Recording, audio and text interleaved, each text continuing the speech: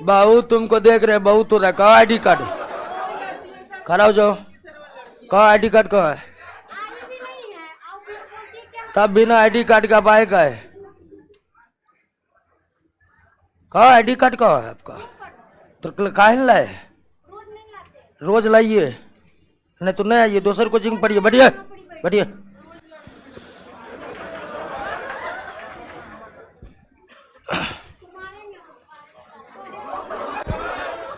निकालो इसको, निकलो निकलो यहाँ से। क्लास में आएगा नहीं आपसे।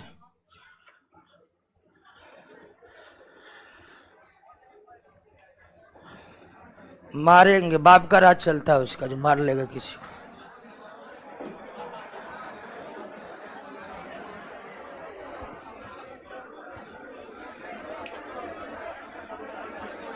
चलिए शांत हो जाए, शांत हो जाइए।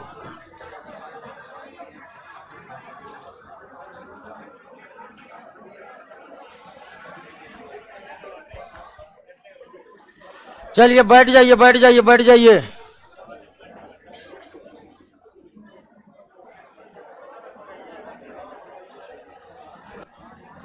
इसको हम कल देख लिए थे,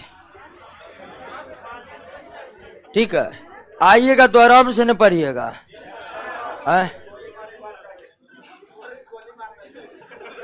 क्या बोला? गोली मार देंगे, देख रहे ना।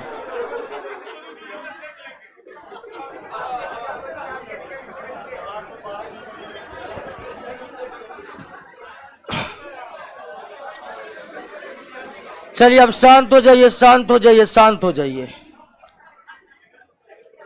आराम से बैठकर पढ़ता। हमारे सामने बोला मार देंगे, ठीक है। मार दीजिएगा, बाप को उतना भी औकात नहीं होगा कि जमानत करवाएगा उसका, ठीक है। अब मारेगा, वो मार रहा है उसका बेटी। गजब स्थिति है।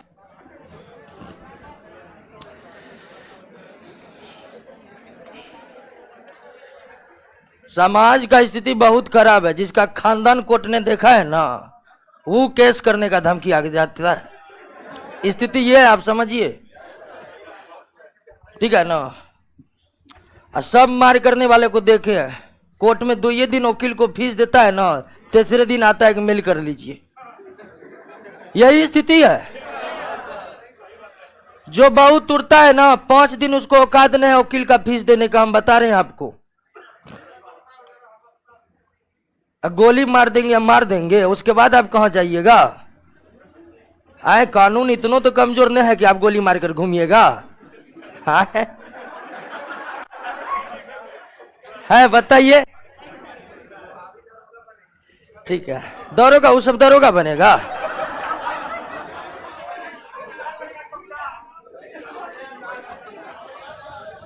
दरोगा बनने के लिए बहुत पेशेंस चाहिए।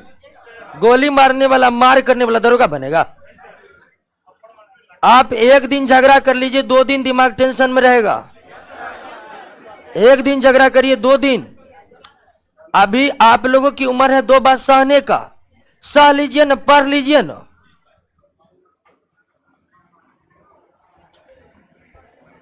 चलिए आइए दोस्तों, कहां तक हो गया था? क्या? अच्छा, डाल्टन थ्योरी पढ़ लिए थे। आइए दोस्तों, डाल्टन का एटॉमिक थ्योरी हम देख लिए थे। ध्यान दीजिए, ऑनलाइन हो गया, ऑनलाइन कर दिए थे। पहले जो बात बोले कार्ड को हटा दीजिएगा।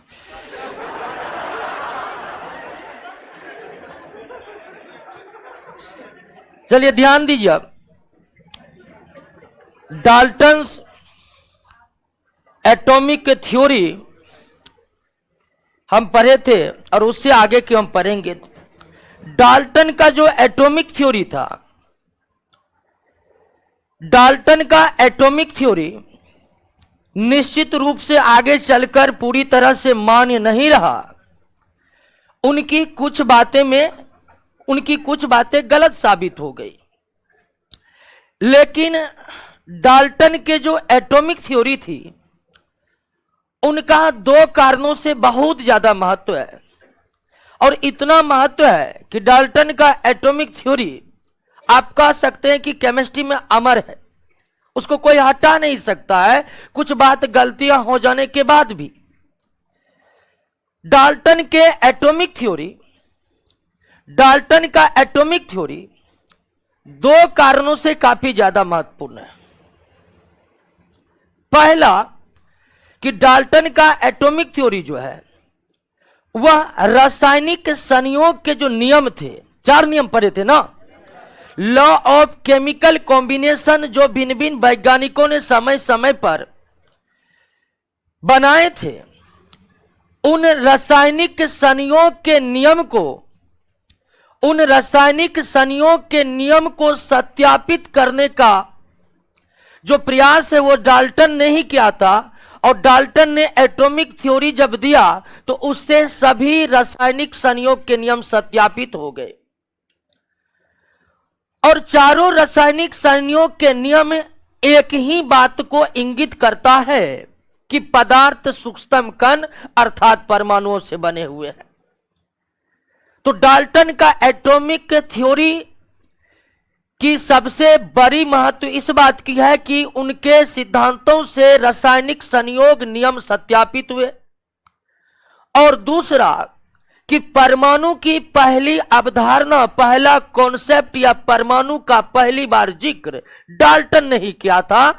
डाल्टन के एटॉमिक थ्योरी आने के बाद ही परमाणु और परमाणुओं के बारे में पढ़ने की शुरुआत हुई। डाल्टन के एटॉमिक थ्योरी से पहले परमाणु का कोई अस्तित्व नहीं था केमिस्ट्री में। तो डाल्टन के एटॉमिक थ्योरी का महत्व 2 कारणों से है। पहली बार परमाणु का कॉन्सेप्ट देने के कारण, और दूसरा रासायनिक संयोग के नियम उनके सिद्धांतों से सत्यापित हो गया। लेकिन कुछ कमियां निकल गई, और जो कमियां निकल गई वो आप जान ही गए हैं। सबसे बड़ी कमियां यही निकली कि उन्होंने जोर देकर अपने सिद्धांतों में कहा कि परमाणु अविभाज्य है, जो आगे चलकर विभाज्य हो गया इलेक्ट्रॉन, प्रोटॉन, न्यूट्रॉन में। अब आइए परमाणु को समझते हैं।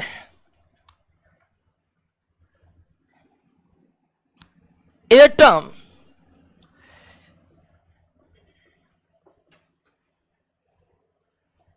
परमाणु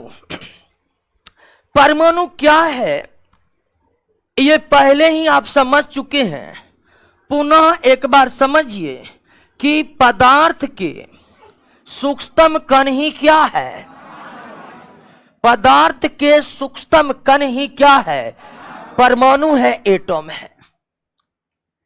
लेकिन पदार्थ के सूक्ष्मतम कण मॉलिक्यूल्स भी हैं, अणु भी है। इसीलिए दोनों सूक्ष्मतम कणों में अंतर करना बहुत जरूरी है। पदार्थ के सूक्ष्मतम कण परमाणु है, और यह सूक्ष्मतम कण, पदार्थ का यह सूक्ष्मतम कण बहुत ही ज्यादा क्या होता है? क्रियाशील होता है। बहुत ही ज्यादा क्या होता है? क्रियाशील होता है, मतलब रिएक्टिव होता है, यानी कि दूसरों से प्रतिक्रिया करने के लिए हमेशा तैयार रहता है। तो कुछ ऐसे परमाणु है जो क्रियाशील नहीं होते, जैसे इनर्ट गैस का नाम सुने हैं ना। इनर्ट गैस का नाम आप सुने होंगे, helium, neon, argon, krypton, xenon और रेडियम। तो अपवाद है इनर्ट गैस जिसके परमाणु बिल्कुल भी क्रियाशील नहीं होते। लेकिन इनर्ट गैस के अतिरिक्त अन्य जितने भी परमाणु हैं, अन्य जितने भी तत्व के परमाणु हैं, सारे के सारे क्या होते हैं? क्रियाशील होते हैं। दूसरा विशेषता कि ये अनस्टेबल होते हैं। निश्चित तौर पर जो क्रियाशील होगा वो अस्थाई नहीं होगा, वो क्या होगा? अस्थाई होगा। तो परमाणु जो होते हैं क्रियाशील होते हैं, और इसी के कारण अनस्टेबल होते हैं। और कोई भी परमाणु अगर अस्थाई है तो वो अस्थाई बनने के क्या करेगा? प्रयास करेगा। क्या करेगा? और परमाणु अस्थाई से अस्थाई कैसे बनेंगे? तो परमाणु अस्थाई से अस्थाई तब बनते हैं जब वो किसका निर्माण कर ले? अणु का निर्माण कर ले, या किसका निर्माण कर ले?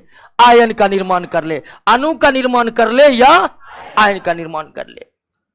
यानी कि परमाणु क्रियाशील होते हैं और अस्थाई होते हैं और अस्थाई बनने के प्रयास करते हैं, और एक परमाणु जो क्रियाशील और अस्थाई है वो अस्थाई कैसे बनेगा? तो परमाणु के पास अस्थाई बनने के दो रास्ते हैं, एक कि वो क्या बन जाए, अणु बन जाए, या दूसरा क्या है, आयन बन जाए।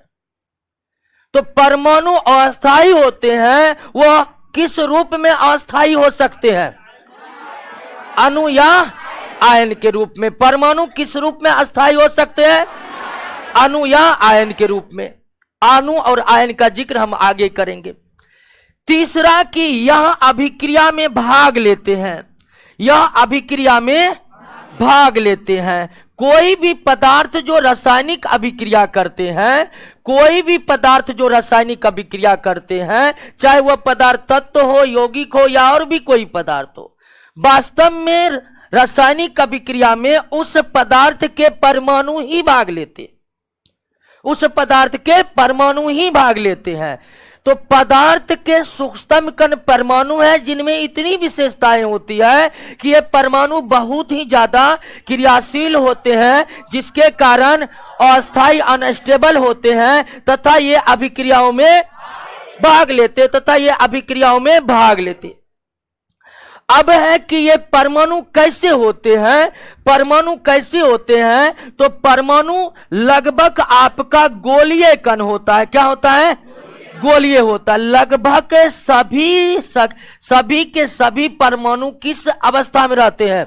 गोलीय अवस्था में। सारा का सारा परमाणु, जितने भी प्रकार के परमाणु होते हैं वो लगभग गोलीय होते हैं। कोई बड़ा होता है, कोई छोटा होता है, लेकिन जितने भी प्रकार के परमाणु होते हैं सबकी आकृति गोलीय ही होती है, और परमाणुओं के इस गोलीय आकृति का औसत आकार जो होता है वह 1 फेम्टोमीटर या 10 के पावर माइनस 15 मीटर होता है। 10 के पावर माइनस 15 मीटर होता है, या 1 फेम्टोमीटर होता है। 1 फेम्टोमीटर होता है। क्लियर हो गया? अब एक बात और जानना है कि ये परमाणु, आपको बताया कि जितने भी प्रकार के परमाणु होते हैं सारे के सारे गोलीय होते हैं। जितने भी प्रकार के परमाणु होते हैं सारे के सारे क्या होते हैं? गोलीय होते हैं। तो सवाल है कि परमाणु कितने प्रकार के होते हैं? तो इसके लिए डाल्टन को थोड़ा सा याद कीजिए। डाल्टन ने कहा था कि भिन्न भिन्न तत्व के परमाणु क्या होते हैं? भिन्न भिन्न होते हैं, वो एक दूसरे से मिलते। ध्यान रखिएगा, इसका एक अपवाद था संभारिक। संभारिक अलग अलग परमाणु थे जिनके द्रव्यमान समान होते हैं।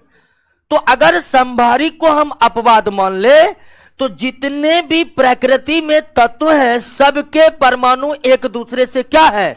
भिन्न है। इसीलिए जितने प्रकार के तत्व उतने ही प्रकार के परमाणु होंगे। और अब तक 118 तत्वों की खोज हो चुकी है। तो आप कह सकते हैं 118 प्रकार के परमाणु होते हैं। 118 प्रकार के परमाणु होते हैं, और 118 प्रकार के परमाणु की आकृति जो है गोलीय है, और इसका औसत आकार 1 फेम्टो, 10 के पावर माइनस 15 को फेम्टो कहते हैं। 10 के पावर माइनस 15 को फेम्टो कहते हैं। तो इसका औसत आकार 10 के पावर 10 होगा।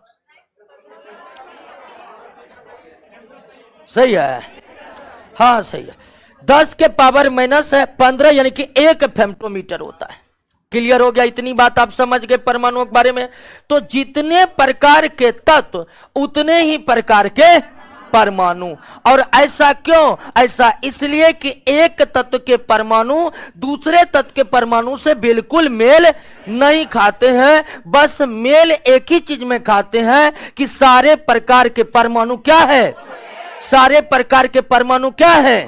गोलीय है। क्लियर हो गया? बात समझ गए? कोई दिक्कत? तो परमाणु के बारे में सारा कॉन्सेप्ट क्लियर हो गया। किसी भी पदार्थ ले लीजिए, उनके सूक्ष्मतम कण क्या होगा? परमाणु होगा। परमाणु सूक्ष्मतम कण है जो बहुत ही ज्यादा क्रियाशील होता है, जिसके कारण अस्थाई होते हैं। इस ब्रह्मांड में कुछ भी अस्थाई हो ना, वो अस्थाई होने का प्रयास करते हैं, चाहे वो सजीव हो चाहे वो। जो परमाणु अस्थाई होते हैं, और परमाणु और अस्थाई परमाणु किस प्रकार से अस्थाई बन सकते हैं? अणु या आयन के रूप में। किसी भी पदार्थ के तरफ से अभिक्रिया में भाग कौन लेता है? परमाणु लेता। परमाणु कैसा कण है? गोलीय कण है, जिसका औसत आकार 1 फेम्टोमीटर। सभी तत्व के परमाणु की अवस्था क्या है? गोलीय है। उसकी आकृति बड़ी छोटी हो सकती है, यहां पर हम औसत आकार लिखे हैं, तो उसकी आकृति बड़ी छोटी हो सकती है, लेकिन सभी तत्व के परमाणु गोलीय होते हैं, लेकिन उनका आकार एक समान नहीं होता है। और परमाणु कितने प्रकार के? 118 तत्व अब तक खोजे जा चुके हैं, तो 118 प्रकार के परमाणु होते हैं। और 118 प्रकार के परमाणु में सबसे छोटे आकार का जो परमाणु है वो हाइड्रोजन का है। सबसे छोटे आकार का जो परमाणु है वो किसका है? हाइड्रोजन का। सबसे छोटे आकार का जो परमाणु है वो क्या है? हाइड्रोजन। क्लियर हो गया? कोई दिक्कत नहीं ना? समझ गए? एक बार पढ़ लीजिए, परमाणु के सारा कॉन्सेप्ट क्लियर हो गया?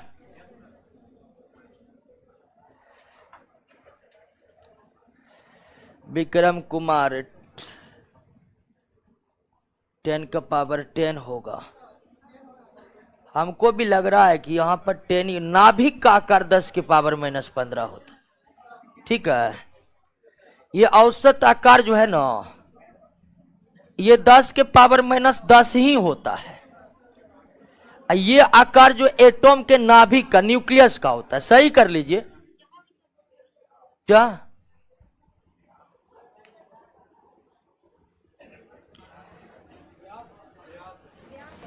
हाँ, व्यास। इतने छोटे कण की क्या त्रिज्या और क्या व्यास, बात समझ रहे हैं ना?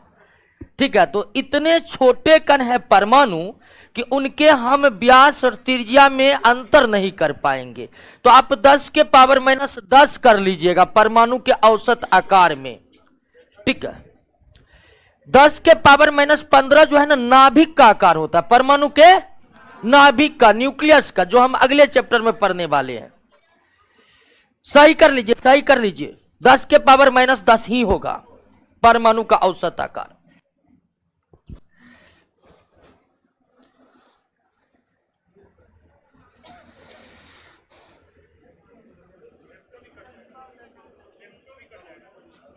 हाँ, फेम्टो कट जाएगा। फेम्टो 10 के पावर -15 को कहते हैं। 10 के पावर -10 को परिभाषित नहीं किया, 9 को परिभाषित किया गया। 10 के पावर -9 को नैनोमीटर कहते हैं, लेकिन 10 के लिए कुछ नहीं है। हालांकि एंगस्ट्रॉम है। हाँ, 10 के लिए एंगस्ट्रॉम है, लेकिन एसआई मात्रक में वो परिभाषित नहीं है। क्लियर हो गया? अब 10 के पावर -10 कर लीजिए, तो हमको लगता है कि परमाणु के संबंध में कॉन्सेप्ट आपका क्लियर हो गया। एक परमाणु अस्थाई होते हैं, लेकिन कौन से परमाणु अस्थाई होते हैं? इनर्ट गैस के। किसके? इनर्ट गैस के परमाणु अस्थाई होते हैं। इनर्ट गैस के परमाणु क्रियाशील नहीं होते हैं, और इनर्ट गैस के परमाणु रासायनिक अभिक्रिया में भाग भी नहीं लेते हैं, इसीलिए उसका नाम ही है इनर्ट, अक्रिय। लेकिन इनर्ट गैस के अतिरिक्त सभी के सभी परमाणु क्रियाशील होते हैं और अस्थाई होते हैं। क्लियर है? अणु और आयन का निर्माण कौन करता है? परमाणु करता है। अणु और आयन का निर्माण परमाणु इसलिए करता है कि परमाणु अस्थाई से अस्थाई अणु और आयन बनने के बाद ही होगा। परमाणु की आकृति कैसी होती है? गोलीय होती है। परमाणु की आकृति कैसी होती है? गोलीय होती है। आइए दोस्तों, अब आते हैं रासायनिक संकेत को समझ लेते हैं।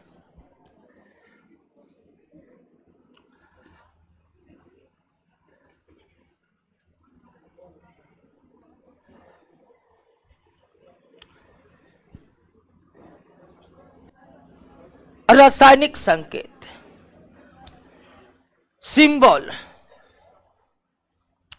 रासायनिक संकेत यानी कि सिंबल क्या है। तो पिछले चैप्टर में ही हम जान चुके हैं कि रसायन शास्त्र में एलिमेंट यानी कि तत्वों का जो प्रदर्शन होता है वह किसके द्वारा होता है? रासायनिक संकेत के द्वारा होता है। तो केमिकल सिंबल क्या है? तो तत्वों को शॉर्ट में, संक्षिप्त में निरूपित करने के लिए, संक्षिप्त में डिनोट करने के लिए जिसका हम इस्तेमाल करते हैं वही क्या होता है? तो रासायनिक संकेत क्या है? केमिकल सिंबल क्या है? तो रासायनिक संकेत तत्वों को संक्षिप्त रूप से दर्शाने का एक तरीका है। रासायनिक संकेत तत्वों को संक्षिप्त रूप में दर्शाने का एक तरीका है और इन संकेतों के माध्यम से हम केवल तत्वों को ही दर्शा सकते हैं, यौगिक को नहीं, मिश्रण को नहीं। तो रासायनिक संकेतों का संबंध केवल और केवल किससे है? क्या यौगिकों को रासायनिक संकेत के माध्यम से दर्शाया जा सकता है? क्या मिश्रण को रासायनिक संकेत के माध्यम से दर्शाया जा सकता है? तो रासायनिक संकेत क्या है? केमिकल सिंबल क्या है? तो रसायन शास्त्र में तत्वों को संक्षिप्त रूप से दर्शाने के लिए जिन संकेतों का इस्तेमाल होता है उसे ही क्या कहते हैं? रासायनिक संकेत। जैसे कि ऑक्सीजन के लिए O, ऑक्सीजन के लिए O, सोडियम के लिए Na हो गया, सोडियम के लिए Na हो गया, सिलिकॉन के लिए Si हो गया। तो ये जो O है यही रासायनिक संकेत है, ये जो Na है ये है रासायनिक संकेत, ये जो Si है ये क्या है? रासायनिक संकेत। तो रासायनिक संकेत द्वारा हम किसको दर्शा सकते हैं? तत्वों को। क्या यौगिक और मिश्रण को भी दर्शा सकते? नहीं दर्शा सकते। अब आइए कि अगर हमें रासायनिक संकेत कहीं पर लिखा मिल गया, रासायनिक संकेत से हमें क्या क्या जानकारी उपलब्ध हो सकती है? रासायनिक संकेत से हमें कौन कौन सी जानकारी प्राप्त होती है? तो रासायनिक संकेत से हमें कुल मिलाकर 3 जानकारियां प्राप्त होती है। रासायनिक संकेत से कुल मिलाकर कितनी जानकारियां प्राप्त होती है? 3 जानकारियां प्राप्त होती है। 3 जानकारियां। पहली जानकारी कि तत्व कौन है, तत्व ये जानकारी मिल जाती है। जैसे हमने Na लिख दिए तो आपको पता नहीं चल गया कि तत्व कौन है? कौन तत्व है? सोडियम। पहली जानकारी ये मिलती है रासायनिक संकेत से। दूसरी जानकारी रासायनिक संकेत से ये मिलता है कि संकेत तत्व के एक परमाणु का प्रतिनिधित्व करता है। एक तत्व किसी भी कोई भी रासायनिक संकेत तत्व के एक परमाणु का प्रतिनिधित्व करता है। यानी कि ये सोडियम का ये संकेत जो है वास्तव में ये सोडियम को दर्शा रहा है और यह सोडियम के कितने परमाणु को दर्शा रहा है? एक परमाणु को दर्शा रहा है। यानी कोई भी संकेत उसके परमाणुओं को दर्शाता है और कोई भी संकेत कितने परमाणुओं को दर्शाता है? एक परमाणु को दर्शाता है। आप Na लिख दिए तो मतलब है कि आपने Na के एक परमाणु को दर्शा दिए है। आपको 2 परमाणु लिखना है तो आपको Na के आगे में क्या लिखना पड़ेगा? 2 लिखना पड़ेगा। 3 परमाणु बताना है तो आपको Na के आगे में कितना? 3 लिखना पड़ेगा। क्योंकि रासायनिक संकेत मात्र कितने परमाणु का प्रतिनिधित्व करता है? कितने परमाणु का? उसके बाद रासायनिक संकेत एक परमाणु के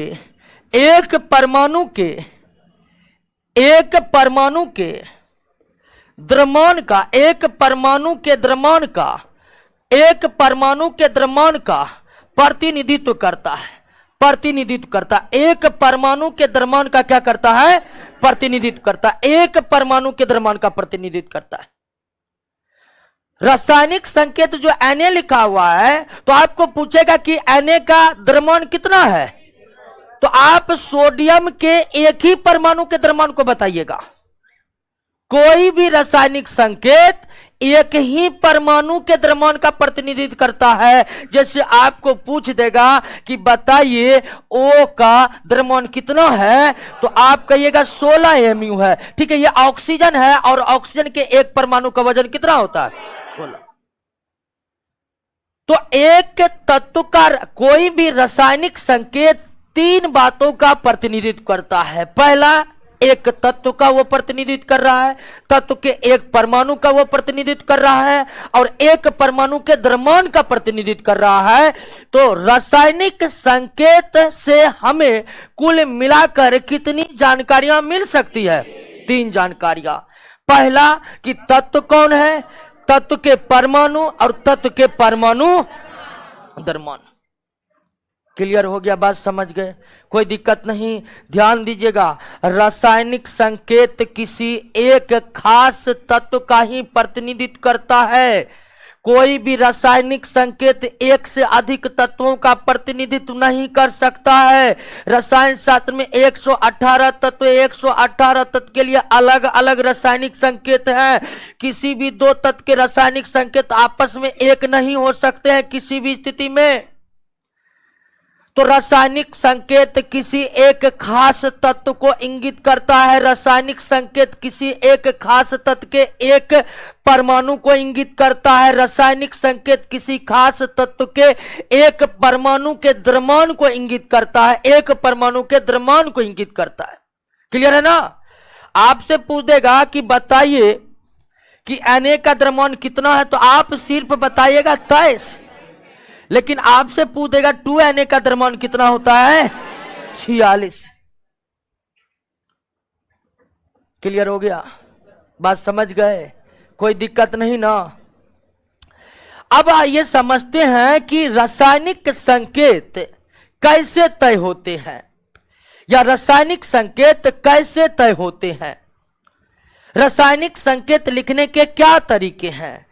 तो सबसे पहले शुरुआती समय में रासायनिक संकेत देने का काम जॉन डाल्टन ने ही शुरू किए थे। सर्वप्रथम किसी भी तत्व के रासायनिक संकेत का निर्धारण करने का प्रयास किसने किया था? जॉन डाल्टन ने किया था। और निश्चित तौर पर आप जाने हैं कि जॉन डाल्टन ही सबसे पहले परमाणु का पदार्पण केमिस्ट्री में किया, यानी केमिस्ट्री में परमाणु जो अवतरित हुए वो तो जॉन डाल्टन के ही प्रयासों से। तो जॉन डाल्टन ने ही सबसे पहले तत्वों के रासायनिक संकेत देने के प्रयास किए। लेकिन जॉन डाल्टन के जो रासायनिक संकेत थे वो चित्रात्मक थे और बड़े बड़े थे, और कुछ तत्व के रासायनिक संकेत जो जॉन डाल्टन ने तय किए थे वो आपके नोट में है, जरा सा नजर दौड़ाइए।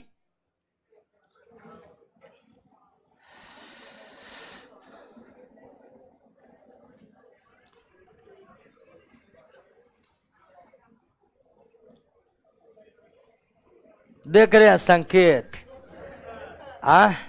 वो जॉन डाल्टन का सारा संकेत है। तो जॉन डाल्टन का रासायनिक संकेत आप देख ही रहे हैं कि कैसे है। और जॉन डाल्टन के समय सारे तत्वों की खोज भी नहीं हुई थी कि वो सारे तत्व के लिए संकेत निर्धारित कर देते। तो जॉन डाल्टन ने जिन प्रमुख तत्वों के रासायनिक संकेत को फिक्स किए थे उसमें कुछ आपके नोट्स में है, उसको देखते रहिएगा, क्योंकि देखते देखते ही याद होगा। क्योंकि कोई शब्द नहीं है कि आप उसको रट लीजिएगा, तो उसको देखते रहिएगा। हो सकता है परीक्षा में पूछ दे, क्योंकि पहला का बड़ा महत्व होता है जी। तो रासायनिक संकेत जॉन डाल्टन ने पहली बार तय किए थे।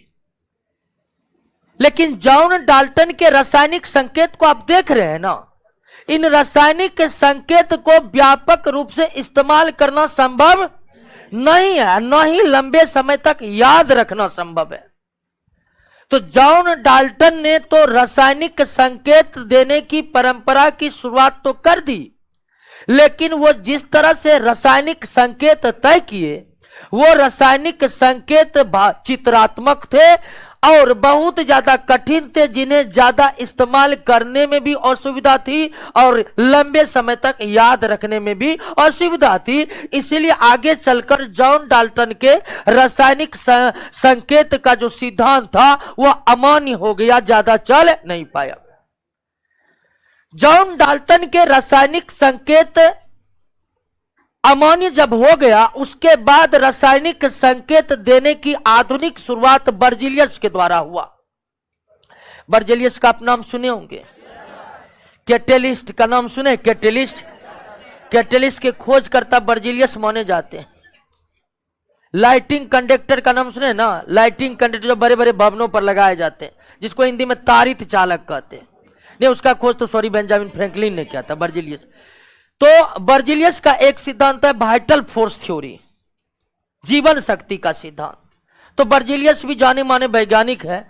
तो जॉन डाल्टन का जब रासायनिक संकेत अमान्य हो गया, जॉन डाल्टन का जो रासायनिक संकेत अमान्य हो गया, तब रासायनिक संकेत देने की शुरुआत कौन की?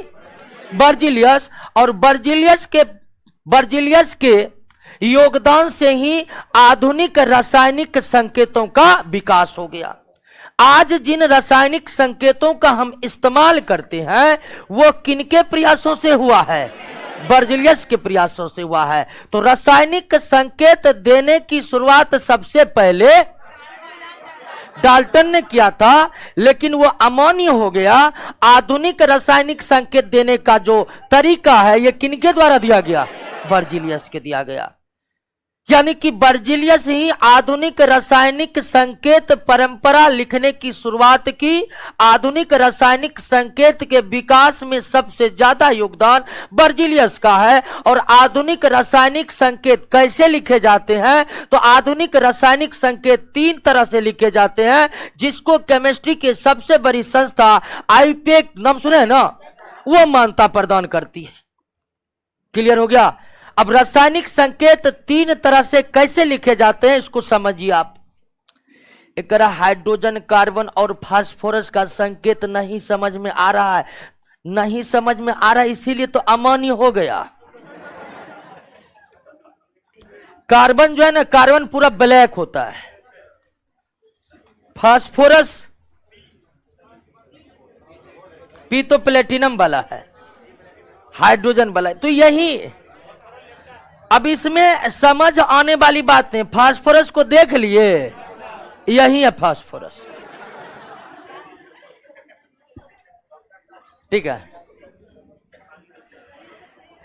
तो आधुनिक रासायनिक संकेत देने की परंपरा की शुरुआत किसने की? आधुनिक रासायनिक संकेत लिखने के 3 तरीके हैं और तीनों तरीके से रासायनिक संकेत जब लिख दिए जाते हैं तब उन्हें मान्यता यानी कि सर्टिफिकेट लेने की जरूरत पड़ती है, और सर्टिफिकेट प्रदान करता आईपीएक संस्था, ठीक है। और उस संस्था के द्वारा जब मान्यता प्रदान हो जाती है तो पूरे विश्व में वो रासायनिक संकेत चलने लगते हैं। रासायनिक संकेत 3 तरह से कैसे लिखे जाते हैं? पहला तरीका है कि किसी भी तत्व के अंग्रेजी नाम के प्रथम अक्षर ही संकेत रासायनिक संकेत होते। अंग्रेजी नाम के प्रथम अक्षर, अंग्रेजी नाम के प्रथम अक्षर रासायनिक संकेत होते। जैसे ऑक्सीजन के लिए ओ, सल्फर के लिए एस, फास्फोरस के लिए पी। तो फास्फोरस का संकेत जो पी है, यह पी फास्फोरस के अंग्रेजी नाम का प्रथम अक्षर है। क्लियर है ना? अब जब अंग्रेजी नाम का प्रथम अक्षर 2 तत्वों का समान हो जाए, जैसे सिलिकॉन का अंग्रेजी नाम का प्रथम अक्षर क्या है?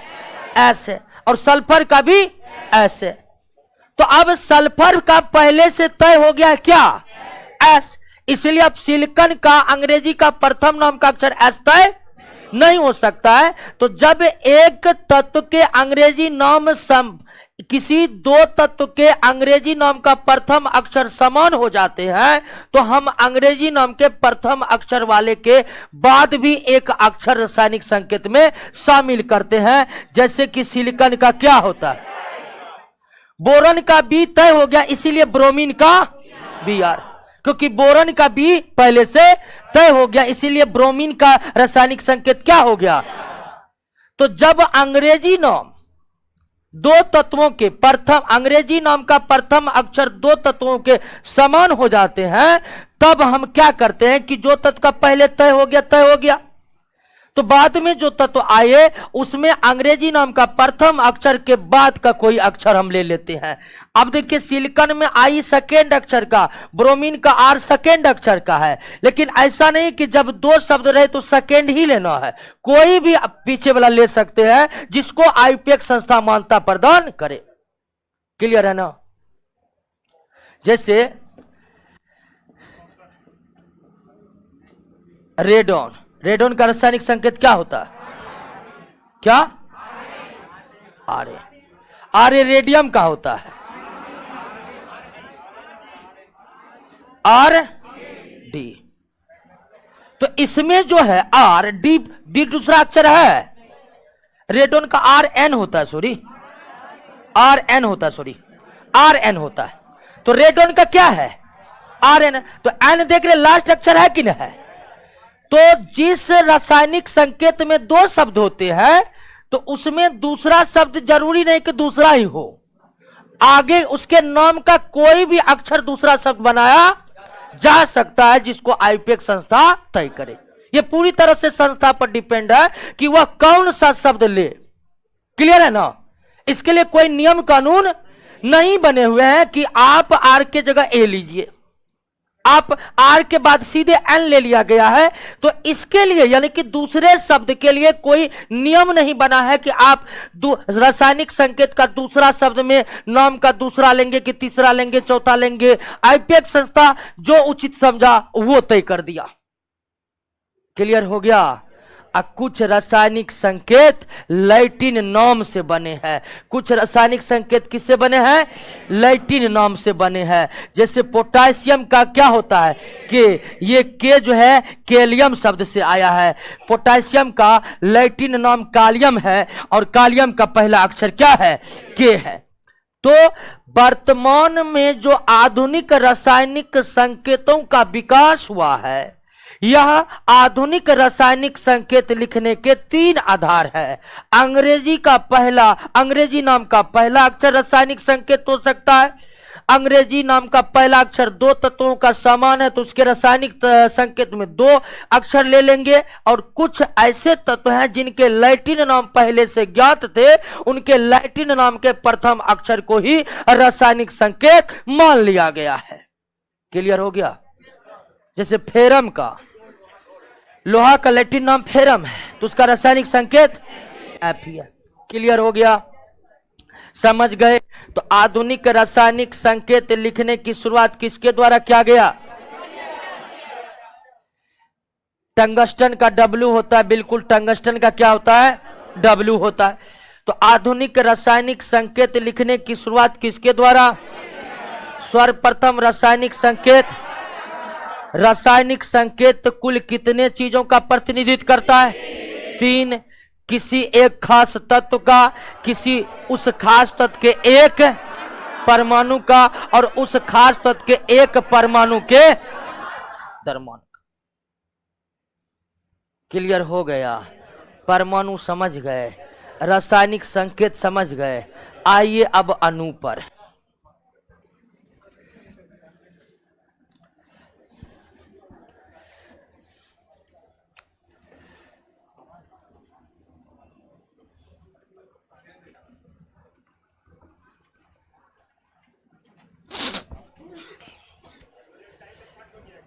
क्या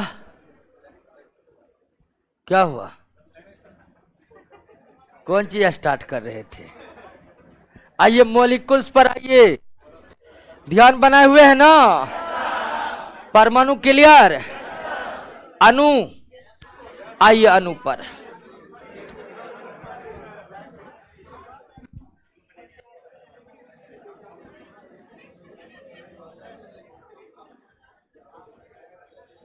एक क्वेश्चन है, पोटेशियम का संकेत के होता है पर इसे पी क्यों नहीं लिया जा सकता है? तो पोटेशियम का लैटिन नाम कैलियम से आया है, लैटिन नाम कैलियम से आया है। देखिए रासायनिक संकेत 3 आधार पर ही तय है, लेकिन आपको बोले ना कि रासायनिक संकेत तय करने का अंतिम अधिकार किसके पास है? आईयूपीएक संस्था के पास है। वो संस्था अपने हिसाब से वैज्ञानिकों के सहमति से इसमें कभी भी संशोधन कर सकते हैं। कोई ऐसा नहीं कि फिक्स रूल बना हुआ है। रासायनिक संकेत लिखने का फिक्स रूल जो है वह 3 ही है, लेकिन इसके बाद भी आईयूपीएक संस्था जो है उसमें कुछ परिवर्तन कर सकते हैं। और परिवर्तन इसीलिए कि ताकि संकेत सुविधाजनक हो। रासायनिक संकेत तय करने का जो सबसे बड़ा क्राइटेरिया है कि संकेत काफी सुविधाजनक हो जाए। बात समझ गए कि नहीं? कोई दिक्कत नहीं ना है? रासायनिक संकेत तो केमिस्ट्री पढ़ते पढ़ते ही याद होगा क्या? बहुत तो याद ही होगा क्या? ऑक्सीजन का, वेरी गुड वेरी गुड।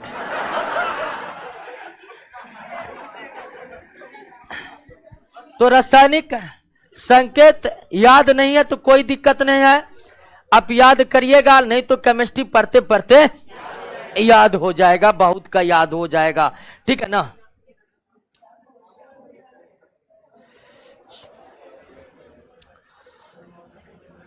चलिए क्वेश्चन बहुत अच्छा क्वेश्चन आया है, पढ़ने के टाइम पे नींद क्यों आता है? चलिए, जिसको नौकरी से प्यार नहीं है, जिसको वर्दी से प्यार नहीं, उसको तो नींद देबे करेगा ना।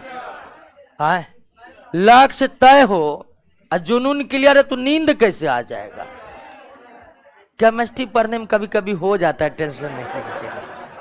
आइए अणु पर आते। एक बात समझे थे कि परमाणु अस्थायी होते हैं,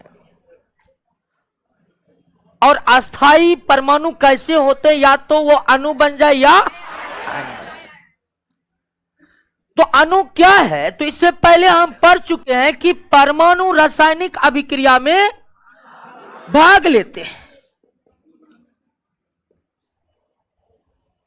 परमाणु रासायनिक अभिक्रिया में भाग लेते हैं, और जब परमाणु रासायनिक अभिक्रिया में भाग लेते हैं तो रासायनिक अभिक्रिया में भाग लेकर परमाणुओं के बीच, 2 या 2 से अधिक परमाणुओं के बीच बनता है क्या? रासायनिक बंधन बनता है। और जब रासायनिक अभिक्रियाओं में 2 या 2 से अधिक परमाणुओं के बीच रासायनिक बंधन बनता है, तब जाकर निर्माण होता है किसका? अणु का, मॉलिक्यूल्स का, अणु का, मॉलिक्यूल्स का। तो परमाणु जब रासायनिक अभिक्रियाओं में भाग लेते हैं, जैसे कि कार्बन ही ऑक्सीजन से अभिक्रिया करके कार्बन डाइऑक्साइड बनाया, ठीक है, ये परमाणु है, ये अणु है, और ये भी क्या है? अणु है। ये परमाणु है, ये अणु है, ये अणु है, क्योंकि ये संकेत है और ये सूत्र है। जब ये 1 2 3 होने लगा, समझ जाइए संकेत, क्योंकि संकेत केवल कितने परमाणु का? एक ही परमाणु का, जबकि यहां कितना परमाणु है? 2 परमाणु है। तो कार्बन ऑक्सीजन से अभिक्रिया करके कार्बन डाइऑक्साइड बनाया, इस अभिक्रिया में भाग कौन लिया? परमाणु। अब आप कहिएगा यहां तो अणु है, बिल्कुल यहां अणु है, लेकिन यह रिएक्शन तब होगा जब O2 टूट करके टूट जाएगा किसमें? तो जब भी रासायनिक अभिक्रिया में अणु भाग लेते हैं तो वो रासायनिक अभिक्रिया स्टार्ट तब होता है जब अणु परमाणुओं में टूट जाते हैं, और परमाणु आपस में मिल करके रासायनिक बंधन बनाया, और रासायनिक बंधन बनने के बाद क्या बन गया? अणु बन गया। समझ गए ना अणु क्या है? तो अणुओं का निर्माण परमाणुओं से होता है, अणुओं का निर्माण परमाणुओं से होता है। रासायनिक अभिक्रियाओं के दौरान होता है। कब होता है? और परमाणुओं के बीच रासायनिक बंधन बनने के बाद होता है। तो अणु पदार्थ के सूक्ष्मतम कण है जिसका निर्माण परमाणुओं के द्वारा रासायनिक अभिक्रियाओं के दौरान रासायनिक बंधन बनने के कारण होता है। बात को समझ गए ना? अणु भी पदार्थ के सूक्ष्मतम कण है। अणु भी पदार्थ के सूक्ष्मतम कण है जिसका निर्माण किसके द्वारा? परमाणुओं के द्वारा होता है। कब होता है? रासायनिक अभिक्रियाओं के दौरान होता है। कैसे होता है? परमाणुओं के बीच रासायनिक बंधन बनने के कारण। यानी कि परमाणु के बीच रासायनिक बंधन नहीं बनेंगे तो अणुओं का निर्माण नहीं होगा। अणुओं का निर्माण नहीं होगा। अब ध्यान दीजिए कि जब परमाणु मिलकर क्या बना लिए? अणु। तो परमाणु अस्थाई से क्या हो गया?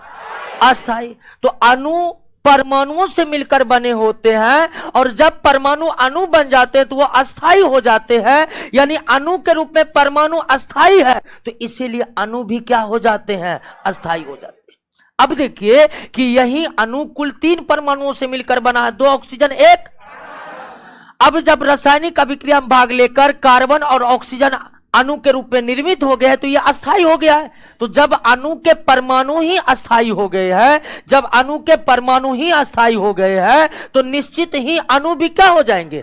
अस्थाई हो जाएगा। जो अस्थाई होंगे वो क्रियाशील, और जो क्रियाशील नहीं होंगे वो रासायनिक अभिक्रिया में भाग नहीं लेंगे। तो अणु परमाणु के तरह अस्थाई नहीं बल्कि अस्थाई होते हैं। अणु परमाणु के तरह क्रियाशील नहीं होते हैं।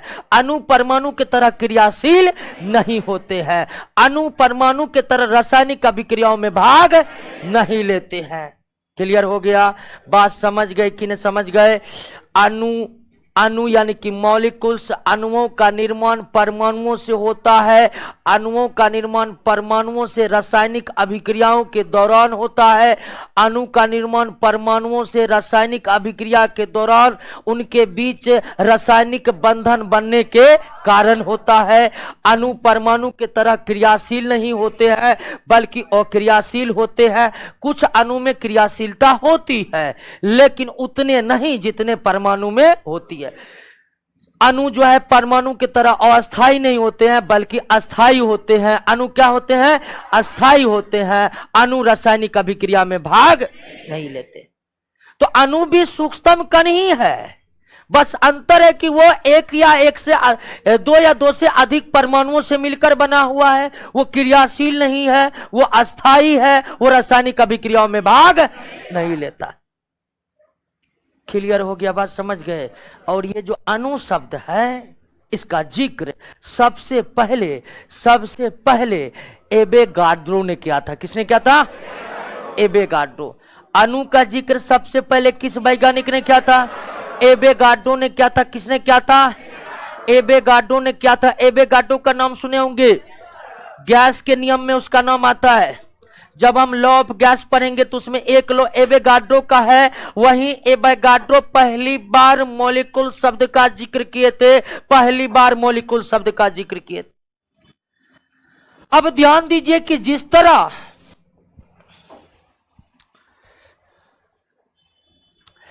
तरह रासायनिक संकेत,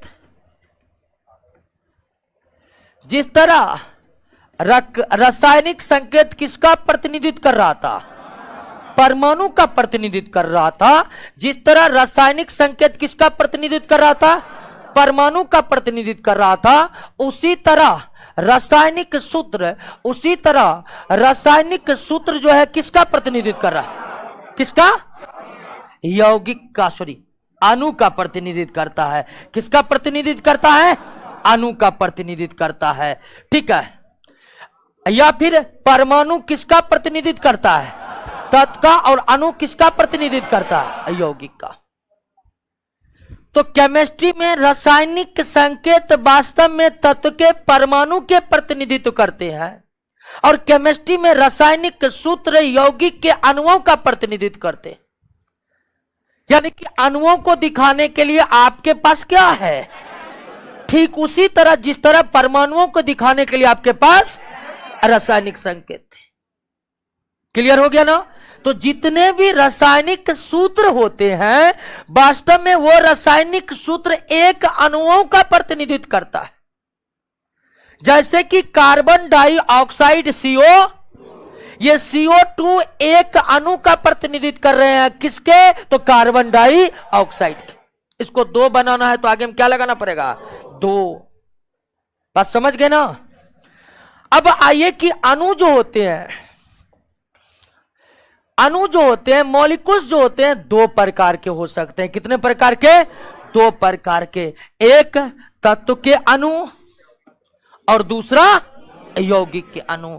एक तत्व के अणु और दूसरा यौगिक के अणु। तत्व के अणु और यौगिक के अणु। यौगिक के अणु, तत्व के अणु। अब यौगिक के अणु और तत्व के अणु में अंतर बहुत साफ है।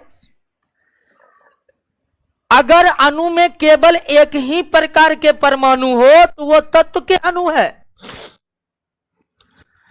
ऐसे अणु, बोर्ड पर एक सिंबल आ रहा है, कोई सिंबल नहीं आ रहा। जब अणु एक ही प्रकार के परमाणुओं से मिलकर बना हो तो वह किसका अणु है? जैसे H2 किसका अणु है? यानी हाइड्रोजन का है। N2 O3 ozone, P4 phosphorus. ये सब क्या है? किसके? तत्व के। तो अणु 2 प्रकार के हो सकते हैं, तत्व के अणु और यौगिक के अणु। तत्व के जो अणु है उसमें एक ही प्रकार के परमाणु होते हैं और निश्चित तौर पर यौगिक के अणु में एक से अधिक प्रकार के परमाणु होगा। CO2 SO2 CaCO3 CO2 SO2 CaCO3, ये सब भी अणु है। और किसके अणु है? यौगिक अणु। तो अणुओं को हम 2 भागों में बांट सकते हैं। ठीक है ना? तत्व के अणु में एक ही प्रकार के परमाणु होते हैं और यौगिक के अणु में एक से अधिक प्रकार के परमाणु होते हैं। क्लियर हो गया? अब सवाल है कि जैसे कि H2 को H2 यानी कि ये हाइड्रोजन के अणु है, तो हाइड्रोजन के अणु को हम क्या लिखते हैं? क्या हाइड्रोजन के अणु को H3 नहीं लिख सकते हैं? नहीं लिख सकते हैं। ठीक है ना? ये इसलिए नहीं लिख सकते हैं क्योंकि आपको जानना पड़ेगा कि जो भी समान गैसीय तत्व है वह 2 परमाणु, उनके 2 परमाणु से मिलकर ही एक अणु का निर्माण होता है। क्लियर हो गया? तो अणु कितने प्रकार के हो सकते हैं? 2 प्रकार के हो सकते हैं। अणु कितने प्रकार के हो सकते हैं? 2 प्रकार के हो सकते हैं, तत्व के अणु और यौगिक के अणु। और हमको नहीं लगता कि इसमें आपको कोई दिक्कत होगा कि कौन तत्व के अणु है, कौन यौगिक के अणु है, कौन तत्व के अणु है, कौन यौगिक के अणु। इसमें कोई दिक्कत होगा? आपको नहीं दिक्कत होगा। क्लियर है? बात समझ गए?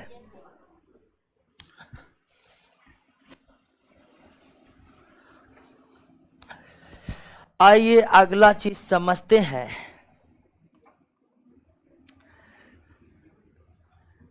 एटोमिसिटी यानी कि परमाणुकता। आइए अब समझते हैं किसको? परमाणुकता को। परमाणुकता क्या है? अणु कितने प्रकार के होते हैं? 2 प्रकार के।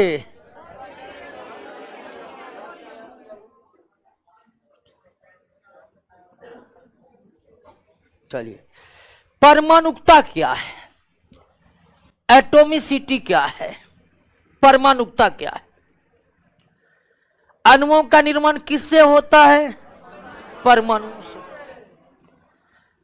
और अणुओं का निर्माण 1 परमाणु से भी हो सकता है, 2 परमाणु से भी हो सकता है, 3 परमाणु से भी हो सकता है, 4 परमाणु से भी हो सकता है, 4 से अधिक परमाणुओं से भी हो सकता है।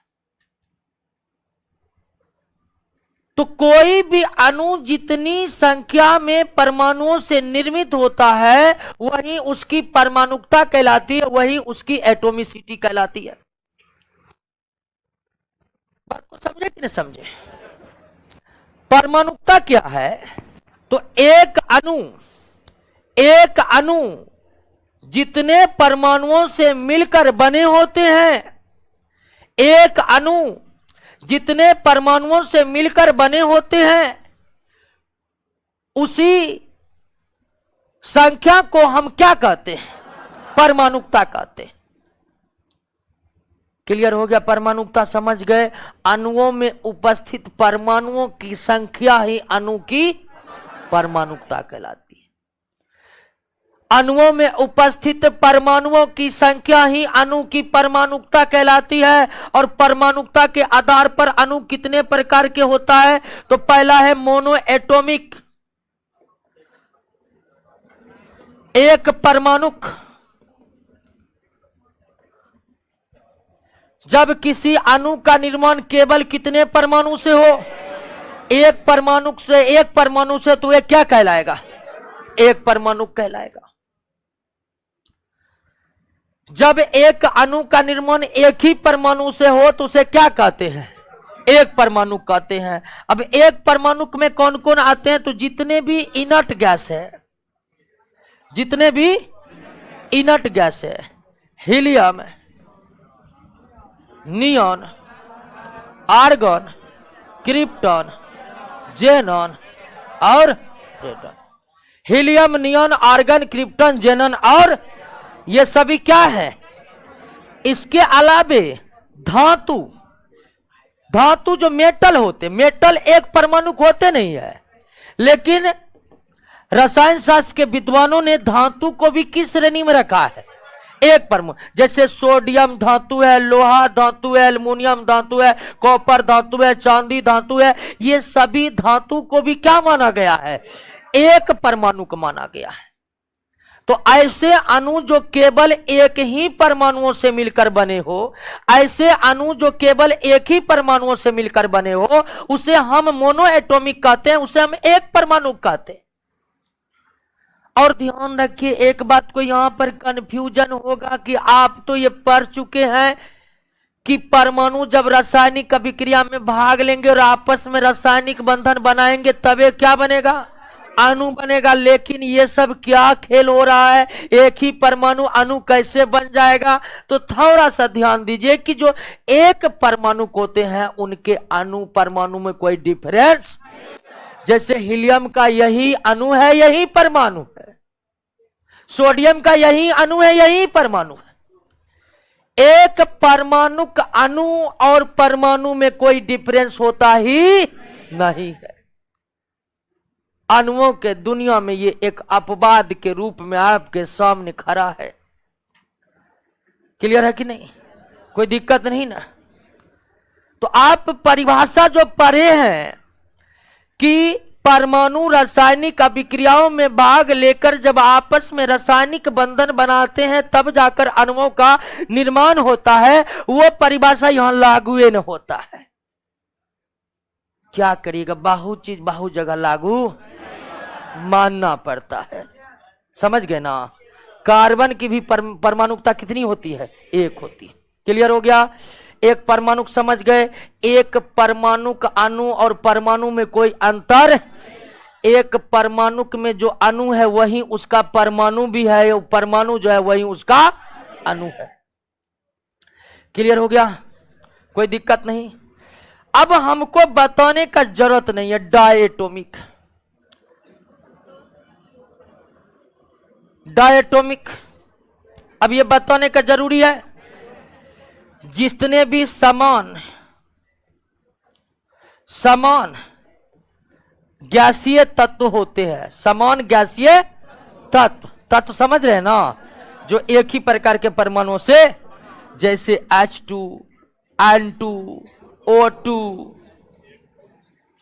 H2N2, O2, ठीक है। और जितने भी हैलोजन होते हैं, कौन है? हैलोजन, जैसे फ्लोरीन, क्लोरीन, ब्रोमीन, आयोडीन। एस्टेटिन तो रेडियो एक्टिव है, उसका अस्तित्व नहीं है। तो डायएटॉमिक, जब अणुओं का निर्माण दो परमाणुओं से हो तो उसे दो परमाणु कहते हैं या डायएटॉमिक कहते हैं। सामान्य गैसीय तत्व दो परमाणु होते हैं और इनर्ट गैस एक परमाणु होते हैं।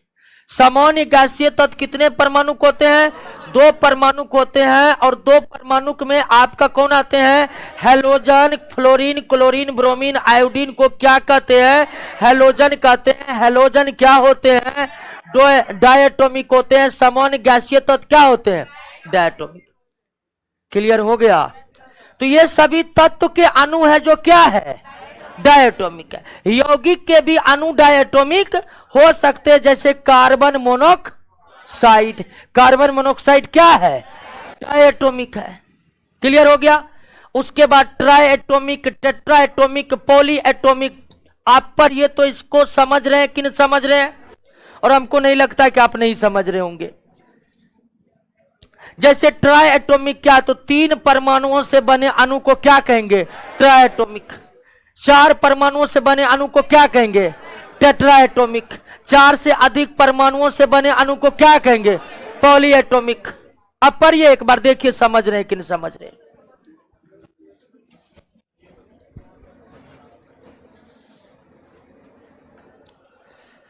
सभी धातु एक परमाणु की होता है, बिल्कुल।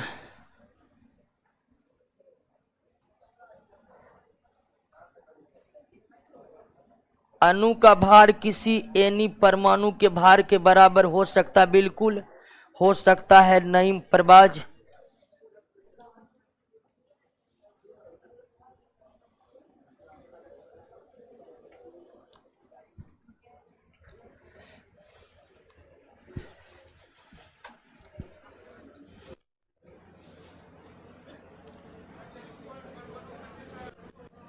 क्या बोले? हाँ, फास्फोरस का एक अणु फास्फोरस के चार परमाणुओं से बने होते हैं। फास्फोरस टेट्राएटॉमिक हो जाएगा। फास्फोरस क्या हो जाएगा? टेट्राएटॉमिक है। हाँ, क्या फास्फोरस टेट्राएटॉमिक है? सही नहीं दिया हुआ है। सल्फर के एक अणु, सल्फर के काय छोड़ा है आवाज। फास्फोरस के एक अणु फास्फोरस के चार परमाणुओं से बने होते हैं, यानी फास्फोरस टेट्राएटॉमिक है।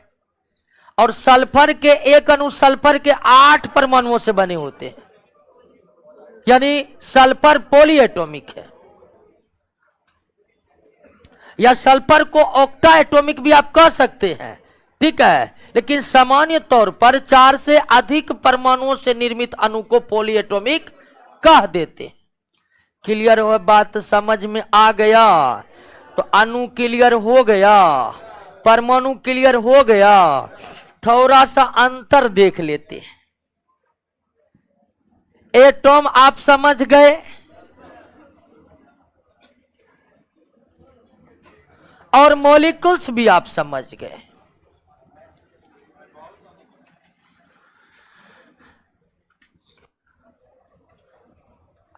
परमाणु और अणु अगर आप पूरी तरह से समझ गए तो निश्चित तौर पर इनके बीच के अंतर को समझने में अब कोई दिक्कत नहीं होगा।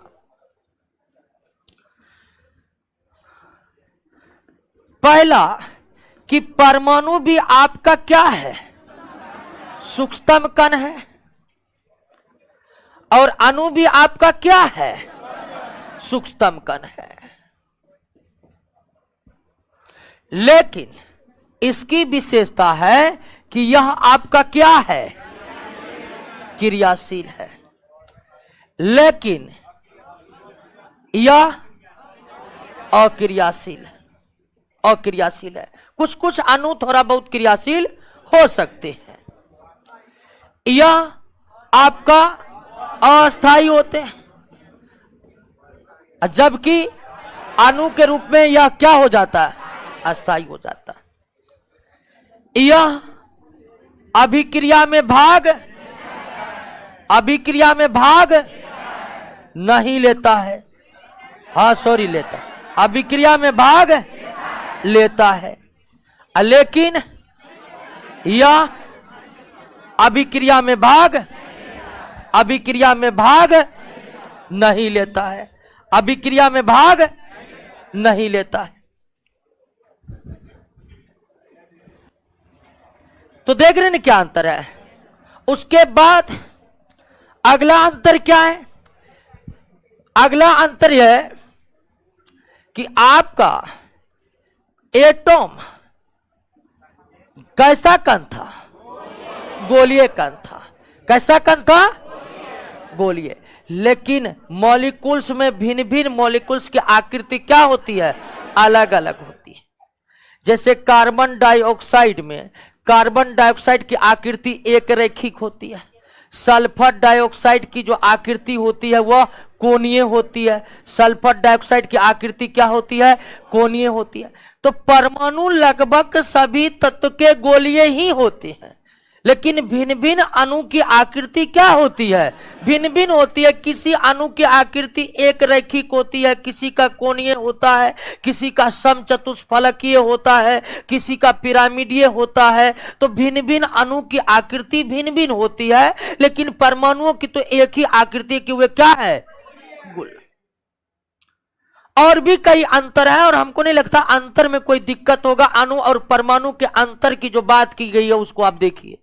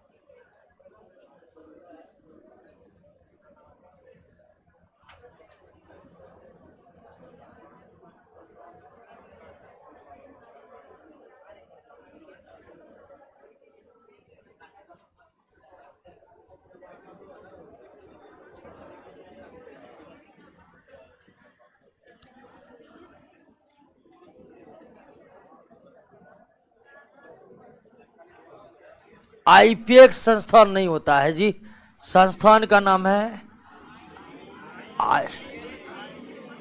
ये ना जी, International Union for Pure and Applied Chemistry. ठीक है ना, एक लिख दिया था कि आईपीएक। ठीक है, हाँ ये तो प्रशांत किशोर का चुनाव लड़ने वाला संस्था है, नाम सुने हैं।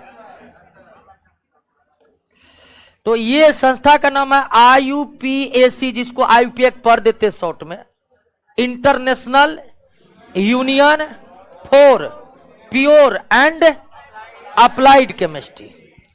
ठीक है, ये केमिस्ट्री के संदर्भ में सारे अंतिम निर्णय इसी संस्थान के द्वारा लिए जाते हैं।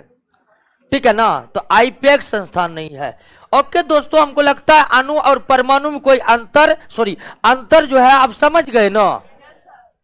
अब कभी भी अणु परमाणु में दिक्कत नहीं हो सकता है, दिक्कत हो सकता है। इससे पहले आप सबका इतना कॉन्सेप्ट क्लियर था अणु परमाणु के बारे में, पूरा हो गया ना। आइए दोस्तों, आयन के बारे में आप समझ लेते हैं।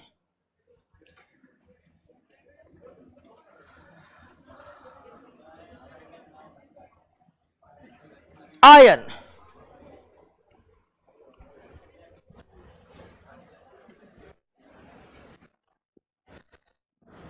आयन क्या है? तो शुरुआत में एक बात का जिक्र किए थे कि परमाणु अनस्टेबल होते हैं, अस्थायी होते। परमाणु क्या होते हैं? अस्थायी होते हैं। वह जब अणु और आयन बना लेते तो क्या हो जाते हैं? अस्थाई हो जाते।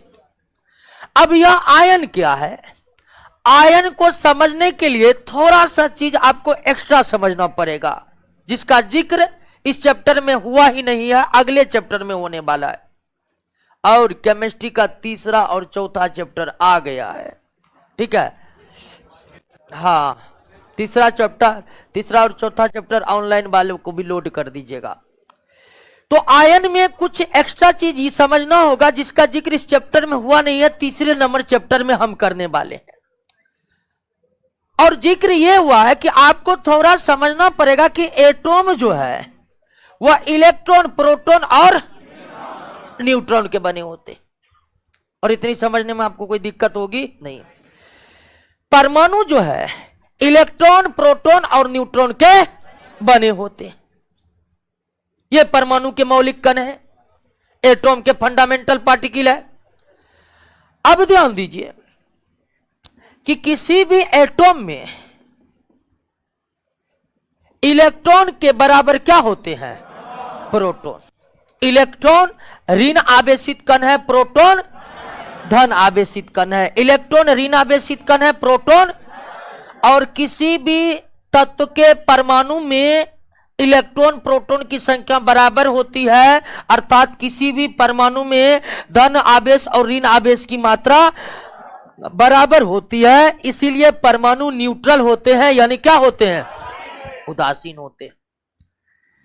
तो परमाणु तीन मौलिक कण के बने होते हैं, इलेक्ट्रॉन, प्रोटॉन और, जिसमें एटॉम में इलेक्ट्रॉन और प्रोटॉन बराबर होते हैं। इलेक्ट्रॉन पर माइनस आवेश, प्रोटॉन पर।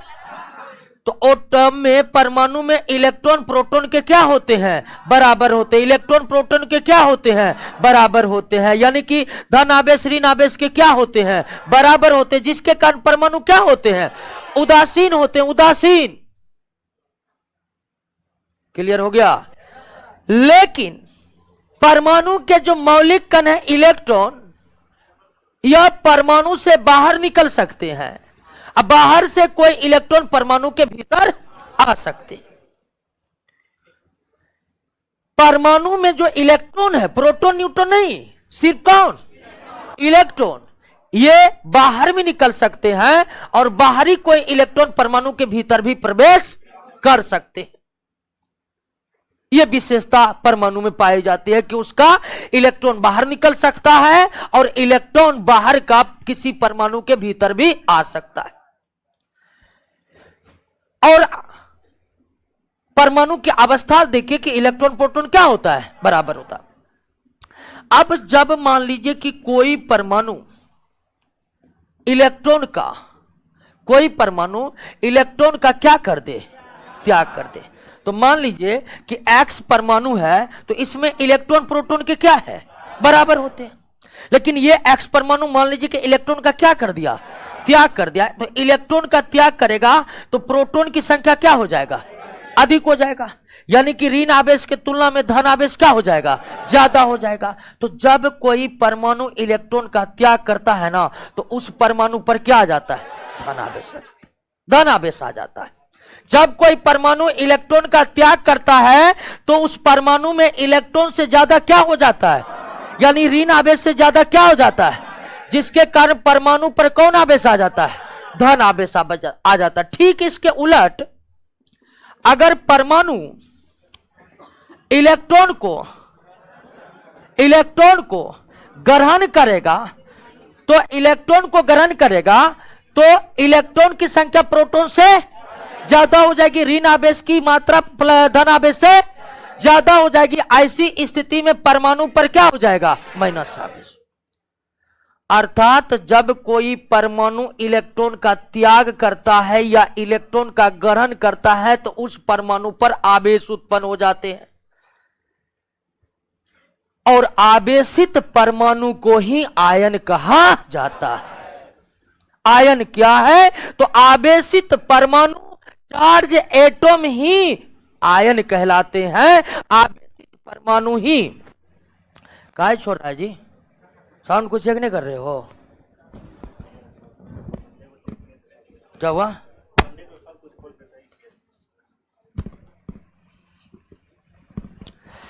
तो आवेशित परमाणु जो है, आवेशित परमाणु जो है उसे ही क्या कहा जाता है? ये है आयन, ये भी क्या है? आयन। तो आयन क्या है? आवेशित परमाणु है। और यह आयन का निर्माण कैसे होगा? तो दो तरह से, इलेक्ट्रॉन ग्रहण कर। आवेशित परमाणु को ही आयन कहते हैं और आयन का निर्माण दो तरह से, इलेक्ट्रॉन त्याग कर धन आवेश धन आयन और इलेक्ट्रॉन ग्रहण कर। तो इस तरह आयन कितने प्रकार के होते हैं? दो प्रकार के होते हैं। आयन कितने प्रकार के होते हैं? दो प्रकार के होते हैं, धन आयन तब बनेगा जब इलेक्ट्रॉन का, ऋण आयन तब बनेगा जब इलेक्ट्रॉन ग्रहण। क्लियर हो गया? अब धन आयन धातु बनाते हैं। जो धातु होते हैं उसी में ही इलेक्ट्रॉन त्याग करने की प्रवृत्ति होती है। इलेक्ट्रॉन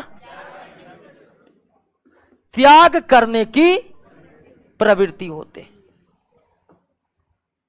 जो धातु होते हैं उसमें इलेक्ट्रॉन त्याग करने की प्रवृत्ति होती है।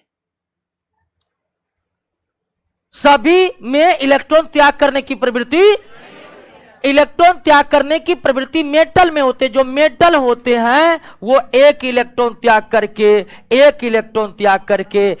ठीक है, या दो इलेक्ट्रॉन त्याग करके, या दो इलेक्ट्रॉन त्याग करके, या दो इलेक्ट्रॉन त्याग करके, या फिर तीन इलेक्ट्रॉन त्याग करके क्या बना सकते हैं? धन आयन बना सकते हैं।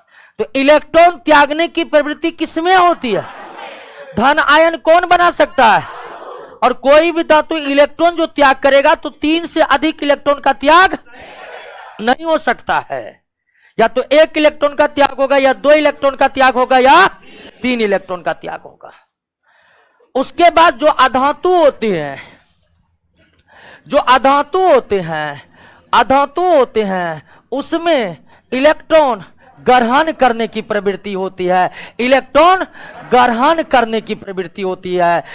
करने की क्या होती है? प्रवृत्ति होती है। ग्रहण करने की प्रवृत्ति होती है। धातु में इलेक्ट्रॉन त्याग करने की प्रवृत्ति होती है, अधातु में इलेक्ट्रॉन ग्रहण करने की प्रवृत्ति होती है। जैसे कि क्लोरीन एक इलेक्ट्रॉन ग्रहण करके क्लोराइड आयन में बदल जाएगा। ऑक्सीजन दो इलेक्ट्रॉन ग्रहण करके ऑक्सीजन आयन में परिवर्तित हो जाएगा। नाइट्रोजन तीन इलेक्ट्रॉन ग्रहण करके नाइट्रोजन आयन में परिवर्तित हो जाएगा। तो धातु धन आयन बनाते हैं, अधातु ऋण आयन बनाते हैं। ना तो तीन से अधिक इलेक्ट्रॉन का त्याग हो सकता है, ना ही तीन से अधिक इलेक्ट्रॉन का। तो आयन क्या है? तो आवेशित परमाणु को आयन कहते हैं। ये परमाणु है लेकिन ये परमाणु है लेकिन ये आयन है। आवेशित परमाणु को ही क्या कहते हैं? आयन कहते हैं। परमाणु आवेशित कब होते हैं, अर्थात परमाणु आयन कब बनाते हैं? तो जब वो इलेक्ट्रॉन का त्याग करते या ग्रहण करते। इलेक्ट्रॉन का त्याग करने से धन आयन बनते हैं, ग्रहण करने से ऋण आयन बनते। इलेक्ट्रॉन का त्याग करने से धन आयन बनते हैं, ग्रहण करने से धन आयन धातु बनाते हैं, ऋण आयन, यानी अधातु धन आयन नहीं बना सकता है, धातु ऋण आयन नहीं बना सकता। क्लियर हो गया? कोई दिक्कत? समझ गए ना आयन? पर ये तो एक बार आयन को समझ रहे हैं कि नहीं?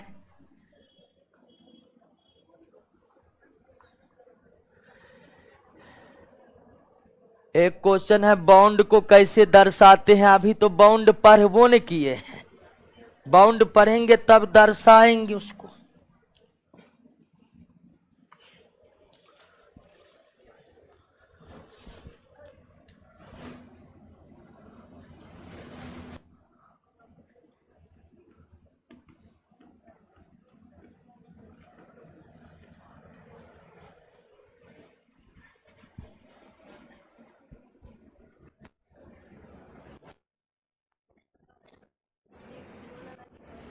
क्या बोले? देखे लाइन देखते हैं क्या? आयन का निर्माण में इलेक्ट्रॉन की ही भूमिका होता है, प्रोटॉन की भूमिका नहीं होता है। तो प्रोटॉन अंदर बाहर नहीं हो सकता है। हाँ देख, एक मिनट देखिए, एक लाइन है कि आयन को निर्मित करने में सिर्फ किसकी भूमिका है? इलेक्ट्रॉन। प्रोटॉन की भूमिका नहीं है। परमाणु की स्थिति ऐसी है कि अंदर बाहर इलेक्ट्रॉन ही कर सकते, ठीक है ना। प्रोटॉन की स्थिति ऐसी है कि वो अंदर बाहर कर ही नहीं सकते। क्यों नहीं कर सकते हैं? तो उसके लिए परमाणु संरचना को समझना पड़ेगा, जो हम तीसरे नंबर चैप्टर में समझेंगे। फिलहाल आप ये समझिए कि प्रोटॉन अंदर बाहर नहीं कर सकता है, ठीक है ना, क्योंकि इलेक्ट्रॉन अंदर बाहर कर सकता है, क्योंकि इलेक्ट्रॉन दरवाजे पर ही खड़ा रहता है, तुरंत अंदर तुरंत बाहर हो सकता है वो। अब प्रोटॉन जो है ना, एकदम समझिए ऐसे लॉकर में बंद है कि लॉकर टूटेगा तो परमाणु टूट जाएगा, ये स्थिति है।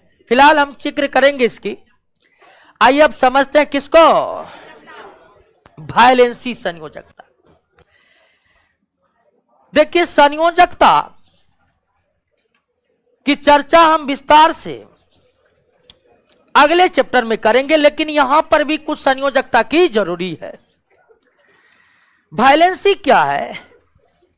तो आपको पता है ना कि परमाणु क्रियाशील होते हैं, जो क्रियाशील होते हैं वो दूसरे से क्रिया करेंगे, अर्थात परमाणु रिएक्टिव होते हैं, वो दूसरे परमाणु से रिएक्शन करेंगे।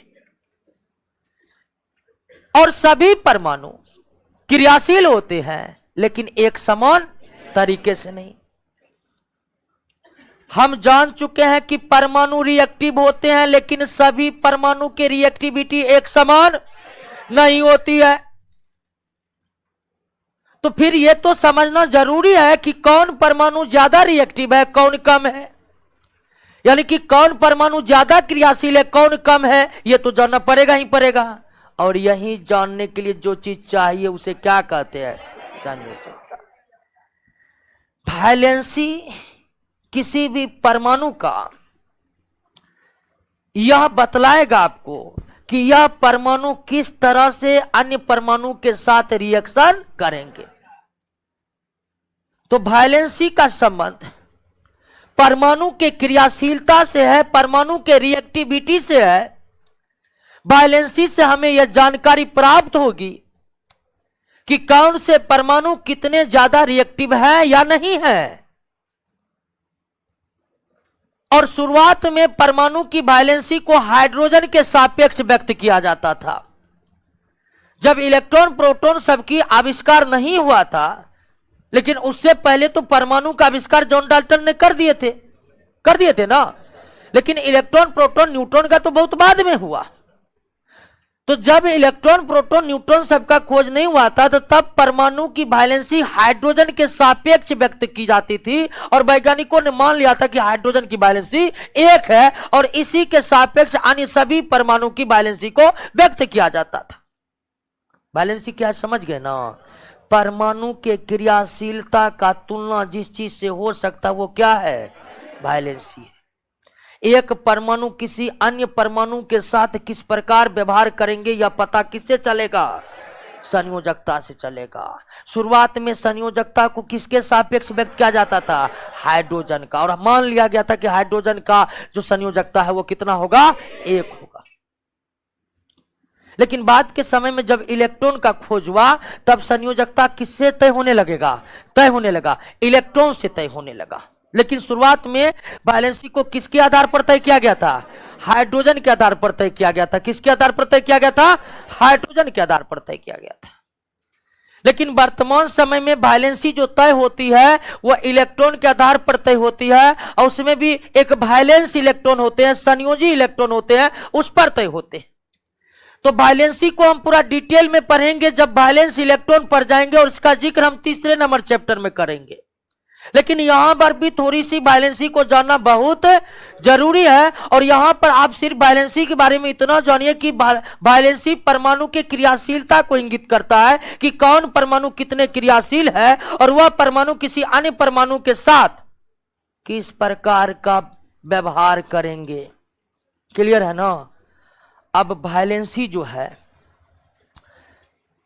वो आपके नोट में दे दिया गया है, ठीक है ना।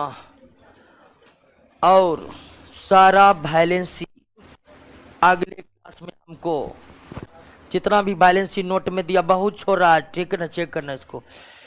सारा बैलेंसी जो आपके नोट में दिया हुआ है वो अगले क्लास में आपके होंठ पर होना चाहिए। सारा का सारा बैलेंसी आपको याद होना चाहिए। कैसे तय हुआ नहीं तय हुआ वो हम अगले चैप्टर में पढ़ेंगे, लेकिन जितना भी बैलेंसी दिया हुआ है सब हमको अगले क्लास में याद चाहिए। तो आइए दोस्तों, अगले क्लास में बैलेंसी याद करके, जिसको बैलेंसी याद नहीं होगा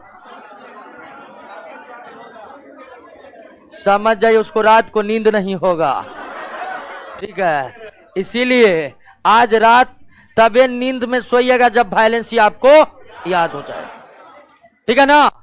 तो आइए बैलेंसी याद करके अगले क्लास में चैप्टर की समाप्ति करेंगे।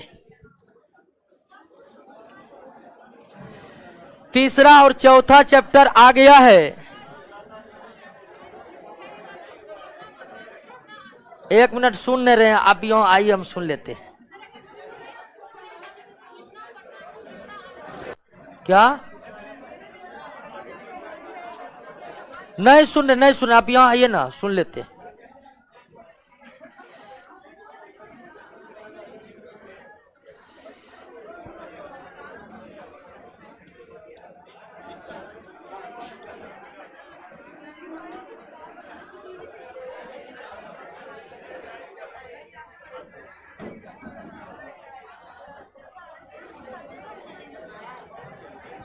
क्या?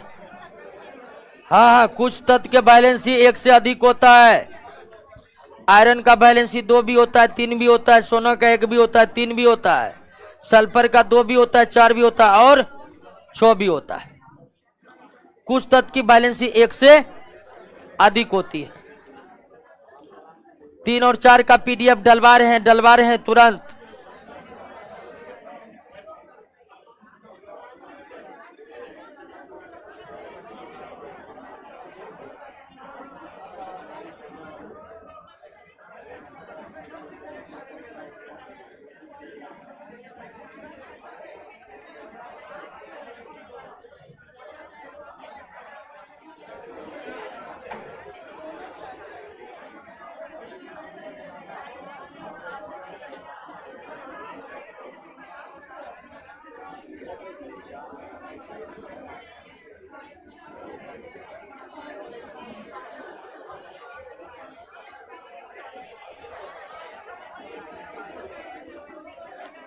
केमिस्ट्री का तीसरा चौथा भेज दिया, डाल दीजिए।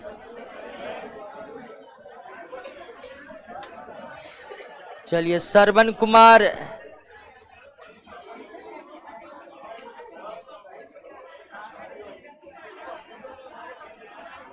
कोई ऐसा परमाणु है जो स्वतंत्र रूप से रह सकता है? नईम परवाज, बिल्कुल इनर्ट गैस का परमाणु अस्थाई होते हैं। जो अस्थाई परमाणु होते हैं वो स्वतंत्र अवस्था में ही रहते हैं। रिकॉर्डेड वीडियो नहीं प्ले हो रहा है, कहीं प्ले हो रहा है, कुछ प्रॉब्लम हमको भी। अपडेट करिएगा थोड़ा सा।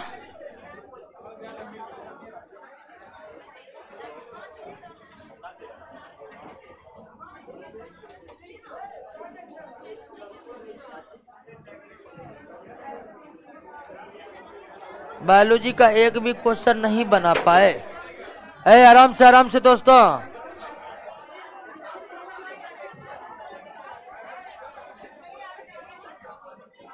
18 चैप्टर का वीडियो डिलीट हो गया है।